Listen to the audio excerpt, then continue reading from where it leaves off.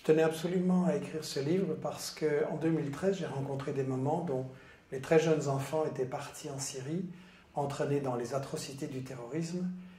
Et en juin 2013, j'ai proposé aux personnalités des 4 grands partis en Belgique de faire un débat sur le thème « Que pouvons-nous faire pour les empêcher de partir là-bas » Par une personne, aucun n'a voulu venir, apparemment ils s'en fichaient, ça m'a interpellé. Et puis tout d'un coup, quand l'attentat éclate contre Charlie, alors qu'il n'avait rien fait pour 10 000 victimes du terrorisme en Syrie et en Irak, il y a 19 victimes à Paris, et là tout le monde vient avec des programmes, des déclarations, la France est en guerre, tout ça. Est-ce que ça va marcher, leur solution, ou est-ce que nous allons être entraînés dans encore plus d'engrenage et de violence? Et ce qui m'a frappé, c'est que on a eu une manifestation énorme, Je suis Charlie, 1,5 million de personnes à Paris, et de l'autre côté, les jeunes des banlieues n'étaient pas là. Et chez eux, quand on les interroge, on n'ose pas forcément le dire, mais c'est plutôt « je ne suis pas Charlie ». Donc on a un clivage, on a une fracture entre 2 France qui ne suivent pas les mêmes médias, ne croient pas les mêmes infos, ne se parlent plus. Et la question que j'ai voulu poser dans ce livre, c'est est-ce qu'on peut surmonter ce clivage? Est-ce qu'on peut arriver à établir un dialogue entre les Charlie et les pas Charlie? Et pour ça, il m'a semblé que la question clé, c'était de clarifier justement, sur base de faits évidemment, sur base de déclarations des propres dirigeants et services des États-Unis, quels sont les véritables liens entre les États-Unis et le terrorisme? Est-ce que vraiment ils les ont toujours combattus? En commençant cette enquête, j'ai été frappé par une déclaration de Laurent Fabius, le ministre français des Affaires étrangères.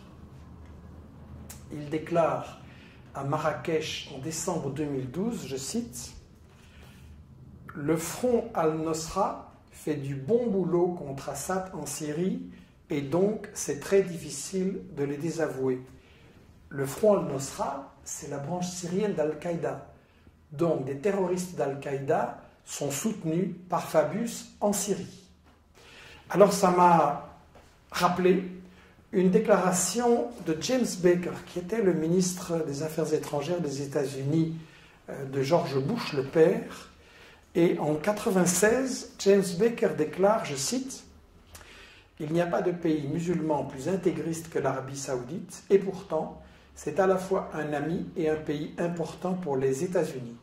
Nous ne devons nous opposer à l'intégrisme que dans la mesure exacte où nos intérêts nationaux l'exigent. » Ça veut dire que les États-Unis ont donc parfois combattu le terrorisme et parfois l'ont utilisé. Et c'est ça qu'il faut voir au travers des différentes guerres des 30 dernières années.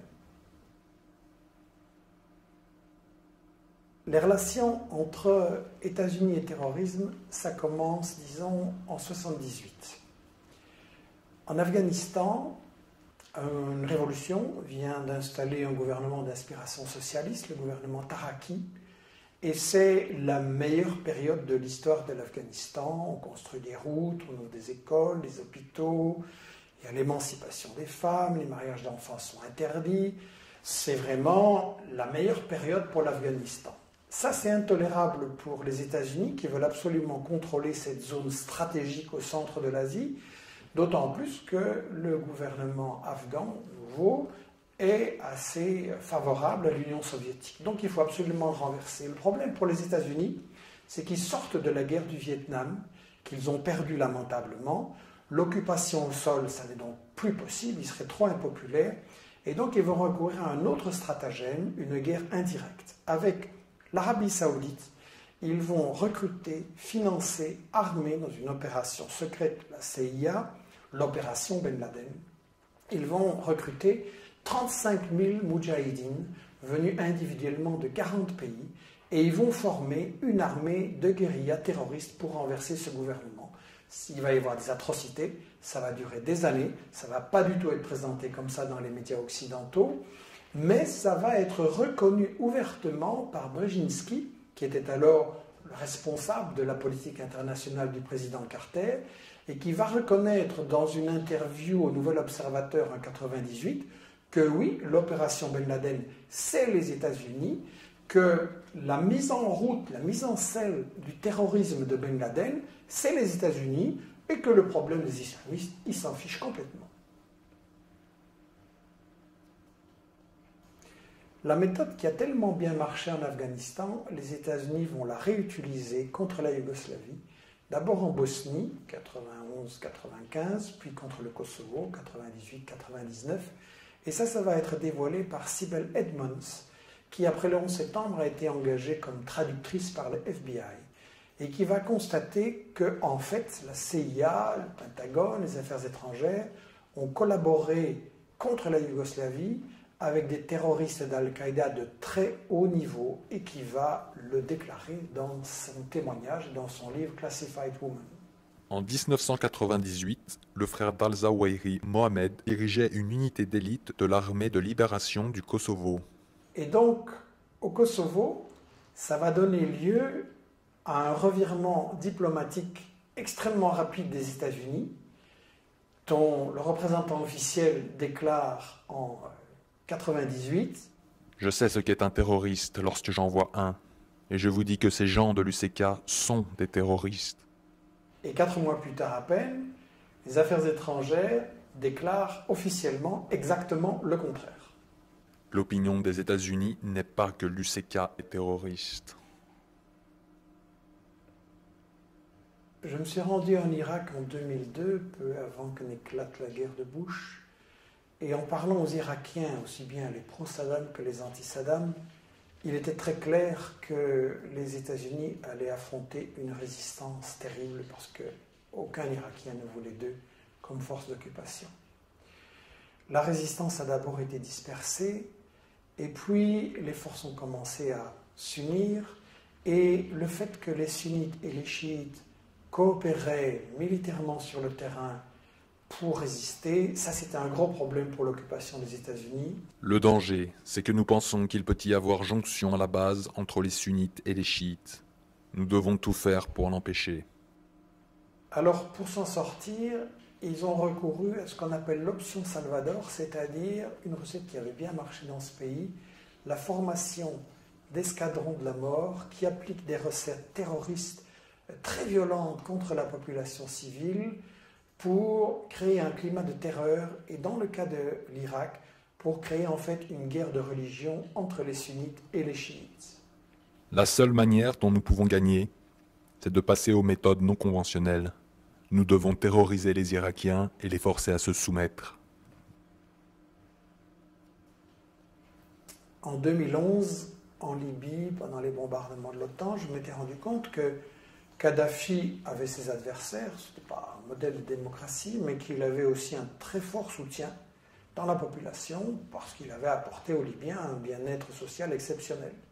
Donc malgré les médias mensonges de l'époque qui unissaient aussi bien l'OTAN, Al Jazeera, BHL et les médias occidentaux, malgré ces médias mensonges grossiers, le problème qui se posait à Obama, c'était comment briser le soutien d'une grande partie de la population pour renverser Kadhafi. Il ne voulait absolument pas débarquer ses troupes au sol. L'expérience de Bush en Irak, en Afghanistan avait montré que ça ne marchait pas. Donc il fallait trouver des troupes sur place. Il n'y en avait pas beaucoup. Les seuls qui existaient, c'était les terroristes libyens, la section libyenne d'Al-Qaïda. Et donc on a eu un renversement d'opinion absolument ahurissant, avec en 2007 des sources officielles des États-Unis qui déclarent que ce sont des terroristes. La région de Benghazi à Tobrouk représente une des plus grandes concentrations de terroristes au monde. Et puis en 2011, les sources officielles des États-Unis qui disent que non, ce n'est pas des terroristes, c'est des combattants pour la démocratie. Des douzaines d'anciens combattants du GICL participent aux efforts des rebelles visant à renverser Kadhafi. Ils le font à titre personnel, pas comme groupe constitué. Après la Libye, comme nous l'avions prévu, les armes ont été exportées, et les terroristes avec, vers des pays africains, pas n'importe quels, bien entendu. C'est frappant de voir que les terroristes interviennent toujours là où il y a des ressources naturelles importantes. Et donc on a eu leur intervention au Mali, or, argent, pétrole, uranium, au Niger, uranium, énorme ressource, puis au Nigeria, le principal producteur de pétrole en en Afrique, très important pour les États-Unis, un pays qui pourrait devenir un leader si l'Afrique arrive à s'émanciper, un pays qui de temps en temps regarde un peu vers la Chine. Donc les États-Unis veulent absolument conserver le contrôle. Nigeria, c'est un pays puissant. Et donc là va s'appliquer la méthode de Brzezinski en Afrique de faire éclater les États trop importants en une série de micro-nationalités. Et donc là, le fait de dresser les chrétiens et les musulmans les uns contre les autres et de rendre le pays ingérable, c'est exactement la stratégie qui correspond aux intérêts des États-Unis. Alors c'est intéressant de savoir que Boko Haram a été financé par des fondations de Grande-Bretagne et d'Arabie Saoudite. On retrouve l'Arabie Saoudite constamment derrière le financement des terroristes qui servent les intérêts des États-Unis. La guerre contre la Syrie n'a pas commencé en 2011, mais au moins en 2009. L'ex-ministre français des Affaires étrangères, Roland Dumas, a confié qu'il avait reçu des propositions des Britanniques disant on va attaquer la Syrie en 2009, donc. Il avait refusé. Et en fait, ça commence plus tôt. Dès 2007, ça se prépare au Liban, où Bandar Sultan, un grand ami de Bush, au point qu'il va être surnommé Bandar Bush, va financer des milices terroristes extrémistes au Liban d'abord et puis en Syrie. Et ça, c'est une opération où l'Arabie Saoudite sert d'intermédiaire pour une filière terroriste organisée par les États-Unis. Les acteurs clés sont les Saoudiens bien sûr et Bandar qui ont conclu une sorte d'accord privé avec la Maison-Blanche. L'idée est d'avoir un soutien financier de l'Arabie Saoudite pour soutenir divers groupes sunnites extrémistes du djihad. Je crois que l'information sur tout ça, c'est trop important et qu'il faut absolument éviter qu'on se laisse entraîner dans cette guerre de religion. D'un côté, on a cette version de l'islam complètement fanatique, rétrograde, violente, qui est développée par les meilleurs amis des États-Unis et de l'Europe, l'Arabie Saoudite et le Qatar. Et de l'autre côté, on a, très très préoccupant en Europe, cette montée de l'islamophobie qui justifie la division des couches travailleuses entre elles sur le plan social ici et sur le plan de toutes ces guerres qu'on prépare contre des pays arabes ou musulmans. Il est vraiment fondamental de rétablir un dialogue entre les Charlie et les pas Charlie. La véritable liberté d'expression, je pense, c'est de pouvoir parler ensemble et débattre sans tabou sur les intérêts cachés et les stratégies cachées de ceux qui prétendent dominer le monde.